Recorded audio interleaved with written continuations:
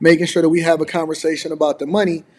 There was a video that was released on CNBC that was talking about how private loans are booming right now. I have not watched the video. I want to review it with you guys. Make sure y'all hit a like for the algorithm. Get into that Teach Hanley, 30% off your first order plus a free gift. And this is really talking about the rise of private credit. Let's see if we can get some gems out of this, ladies and gentlemen.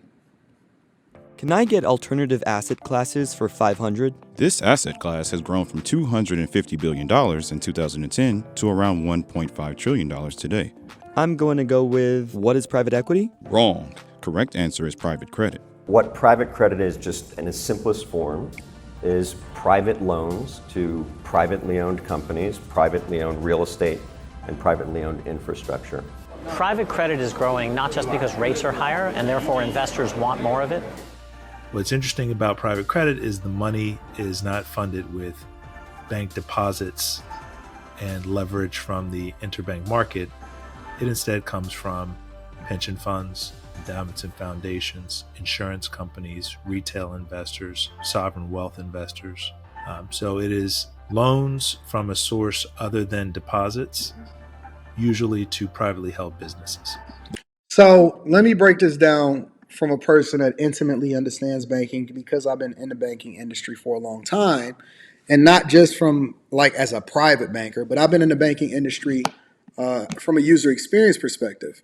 User experience, we need to understand everything from a technological perspective, so that we can design products that's designed to create the best experience for you guys, right? So, for example, what I do is, well, I'm not going to go into what I do because I don't want to make this a long segment. But a lot of people like to use the saying, use other people's money in order to make investments. And that's not a bad thing if you actually have a higher tolerance for risk and you actually understand what you're doing. But the other side of it is you need to understand why the banking industry continues to market to you to use other people's money, and then you are the one that carries that message over into the general public. The reason that they do that is because they profit off of loaning you money so that they can make money back on the interest. So when you put your money in savings, right, you'll say, oh, I got a high yield savings account. Or you keep the majority of your money in a checking account, right? Your money is not working for you, it's working for the bank, because based off the amount of deposits that they have, they then can loan out a certain amount of money based off of what they have in deposits that allow for you to then pay them back in interest, whether it's a 30-year mortgage, 15-year mortgage, a credit card, a car loan, all of that, right? Credit unions, banks, they're all the same. Their goal is to make money off of you in two ways: fees and interest. That is the main way that banks make money. Fees and interest, right?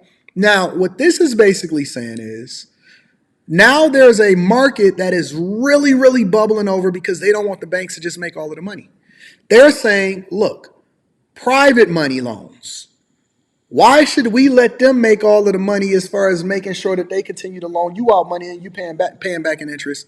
Why can't we use our own money to loan out to you to make sure that you're paying us interest? And often at times what's included in this is private money loans often carry a much higher interest rate than whatever the standard rates are within the banking industry at that particular time. Going so far as to say, even if you compare private loans, private student loans, to the traditional vehicles that you would get a student loan is, the private student loans never really had a moratorium. They never had a pause. You still had to pay that. You were still getting charged interest on the private student loans because it was completely unregulated and much different than what it is that you accepted for your FAFSA. The only thing that was subjected to forgiveness, and the only thing that was subjected to the possibility of forgiveness, or even putting a pause on student loans and the interest that came along with it, was the ones that was ultimately not a private student loan. But the private loans, absolutely, you still had to pay that. And so basically there's another industry based off of consumer spending habits. What do you think a hard money loan is? When people go through and they talk about flipping properties, they talk about investing in real estate, hard money loans, that's loans at a much higher interest rate based off of the fact that you need to use the money quicker and you got to pay back the private investor or the private loans much faster, or else you're going to get charged a whole lot of interest on the top of it.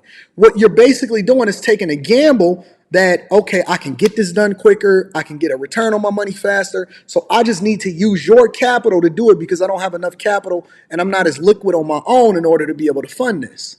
And so people pay high interest on these loans that then, allow for them to make money. You hopefully make money because you're the one that's taking all of the risk. You're still going to have to pay the interest on that loan. If you wind up being upside down, then you're just going to go bust. So a lot of these people will tell you, hey, do this, do that, take this private money out, use it for this, use other people's money. But you're taking less of a calculated risk and more of a gamble when you do that. And so this is a completely different industry that's upending what consumers are using money for, because money is much more expensive to borrow now.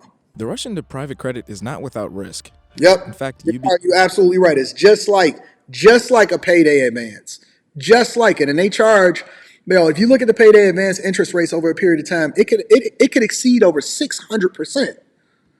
It could exceed over 600% in interest that you've paid and fees that you pay back to the payday loan companies. UBS's chairman called private credit an asset bubble that could set off the next financial crisis. So what is private credit? Why is it taking away business from banks? And what's next for this alternative asset class? I think the best way to explain what private credit is to first start with what it isn't. What it isn't is a company going to a local bank and asking for a loan, a deposit-taking bank.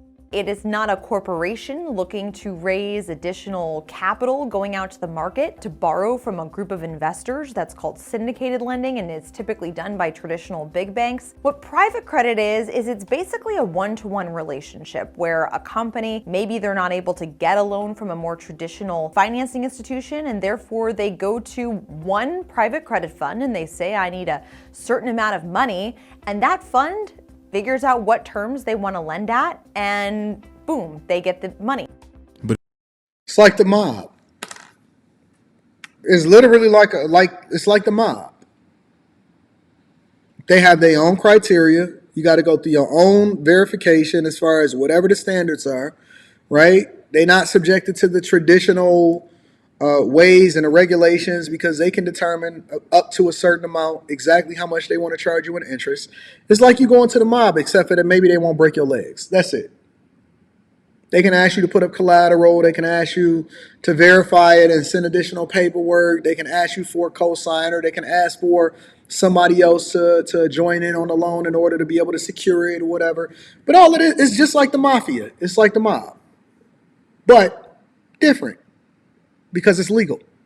But who's able to cash in on these private credit funds? Similar to the private equity markets, institutional investors are generally the only ones able to put money into private credit. You won't find Ares Private Credit Fund on Robinhood just yet. These are very illiquid investments, meaning you won't have access to invested money if a rainy day emerges. But the returns are growing as interest rates have risen. This isn't something that's a new phenomenon by any means. But how exactly did the private credit market grow to what it is now? We had a banking crisis in this country. The Fed, not Treasury, the Fed drove interest rates to zero, resulted in banks, insurance companies, endowments, and foundations, now the list goes on, all competing for the same small number of assets that had any yield. So this created an environment, this created conditions where alternative investments could flourish because of the additional yield that could be delivered. So who do you think, and this is the question that I want to ask you guys, because I know that everybody always asks the question about, hey, how can I build my credit? Credit is more important in most consumers' minds than investors. It is. Who do you think is the commodity? Who do you think is the asset for these institutions, whether it be a traditional bank, private lenders, or whatever? It's you. You're the commodity. You are the asset. You are the most coveted piece, because they're counting on you to continue your consumer spending, which then will drive the profits, because it will cost for you to work harder, not so you can accumulate a higher net worth, but so you can accumulate more stuff and gamble, and that you can make more money in order to impress people that don't even care about you. It's to getting a bigger house when you don't necessarily need a bigger house. And then being able to justify it in your mind, well, okay, this is what I'm going to do. It's the whole narrative of starting a business with other people's money when you don't even really understand the true risks involved in it. It's jumping into something. When y'all was doing all of that Navy Federal BS and y'all was going into that and they were saying, hey, man, you can get all of this and you can get this amount of credit. But for what? What are you getting it for? What are you getting these large lines of credit for? What is the point? So you can go more into consumer debt? So you can go and get a car that you can't afford? What do you need an additional credit line for a credit card? I'm just asking. Because if you're not actually using it for business purposes, if you're not using a credit card to travel back and forth,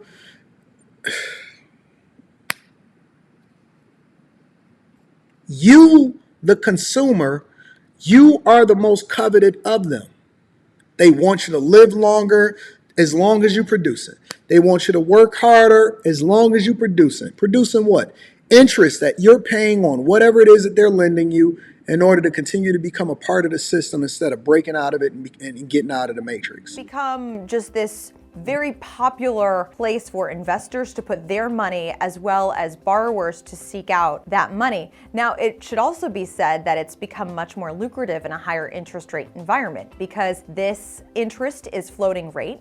Floating rate means it's adjusted as interest rates are adjusted, and so it kind of changes over time. What that means is there's the potential for a borrower to be more stretched. If they're used to paying a certain level of interest, then interest rates go up, they will be paying more. The majority of these terms deal with one-to-one relationships called direct lending. Direct lending is the most popular, but one of many types of private money transfers available to businesses within the private credit bucket. We could break off the others into their own video, but briefly, they include mezzanine debt, distressed debt, and special situations. JP Morgan's private bank arm projects direct lending's performance against peers will likely continue, but just how well is this industry performing? Cliffwater's direct lending index senior-only notes from 2012 to 2022, there was an average 9.34% annual return on investment, and 2023's returns looks poised to surpass the 10-year average.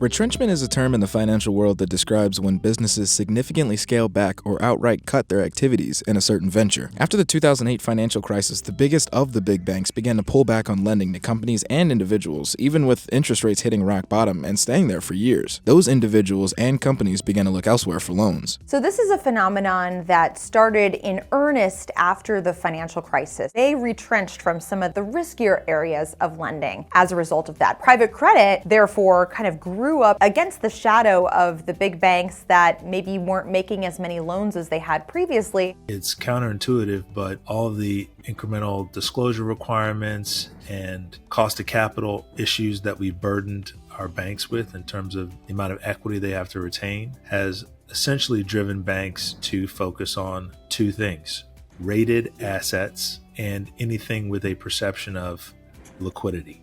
Congress passed a series of regulations after the 2008 financial crisis, namely Dodd-Frank Wall Street Reform and Protection Act and the big bank bailouts that created the Troubled Asset Relief Program, known commonly as TARP. Because of some of the regulations that are out there, Dodd-Frank namely, it's caused traditional banks to really take a step back and not lend as much as they may have otherwise done, and private credit has kind of stepped in to fill that void. At much higher interest rates often at times also, because one of the things that they require from the federal government is that they get more control on their subprime lending, basically lending to people who don't really qualify, but then have to pay more money, so then they really don't qualify for whatever it is that they're getting a loan for, right? So you're not paying as high in interest, but at the same time, you got to go through more steps in order to qualify. Got to have a longer job history. You got to prove your actual earnings, your debt to income ratio.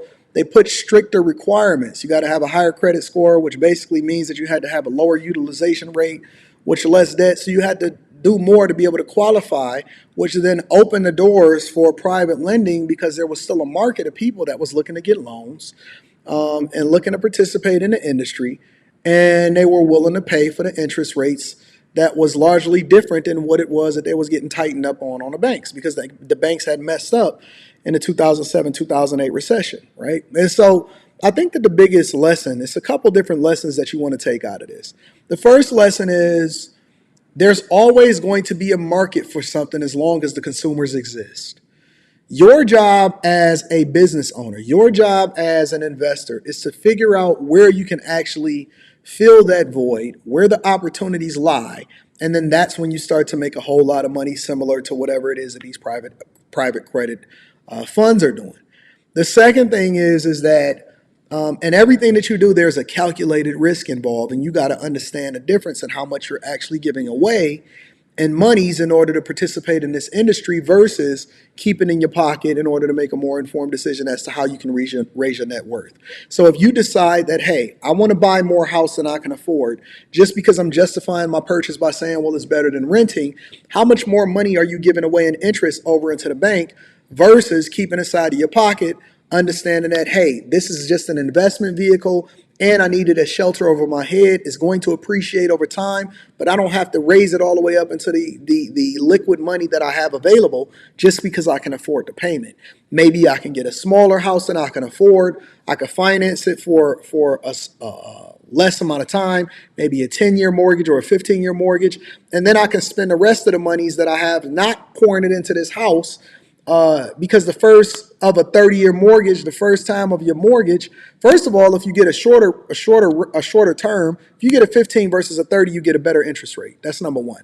Number two, the less money that you have to spend, because you wind up paying more than double of whatever it is that you purchased the house for when you get a 30-year mortgage, the more money you then have to allocate over into your investments, the quicker you can pay it off, right? And so what people have to do is stop being consumers and justifying it with bad decisions and bad perspectives, but instead pour more money into your assets. And then, well, first you need to pay off debt.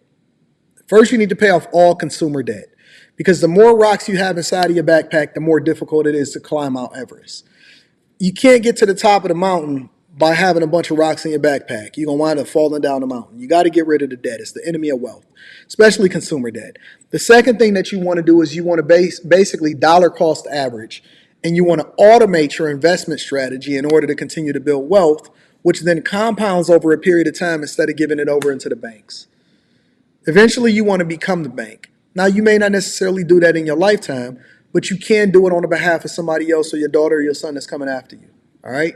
You do not want to die in debt, broke, with a negative net worth. You absolutely want to make more informed decisions, and you also want to take calculated risks, not gambling. All right?